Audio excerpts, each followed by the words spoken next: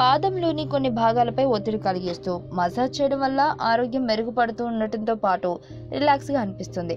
శరీరంలోని వివిధ అవయవాలకు పాదాలతో సంబంధం ఉంటుందనే సంగతి తెలిసిందే. పడుకునే ముందు పాదాలను మసాజ్ చేయడం వల్ల చక్కటి నిద్ర మీ సొంతమవుతుంది. రక్త ప్రసరణను మెరుగుపరచడానికి తోడ్పడుతుంది. కాబట్టి రోజు షూ వేసుకునేవారు, కదలకుండా ఒకే చోట కూర్చుని పని చేసేవారు రాత్రి సమయంలో పాదాలను మసాజ్ చేసుకుంటే మంచిది. ఇలా చేయడం వల్ల రిలాక్స్గా అనిపించడంతో పాటు సెక్స్ లైఫ్ను ఎంజాయ్ చేయడానికి ఉపకరిస్తుంది. యాంగ్జైటీని తగ్గించవచ్చు. నిద్రకు ఉపక్రమించే ముందు 10 నుంచి 15 నిమిషాల పాటు మసాజ్ చేస్తే మంచి ఫలితాలను పొందవచ్చు.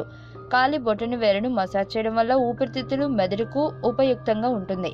మిగతా 3 వేళ్లను మసాజ్ చేయడం వల్ల వంటి నొప్పులు తగ్గుముఖం పడతాయి.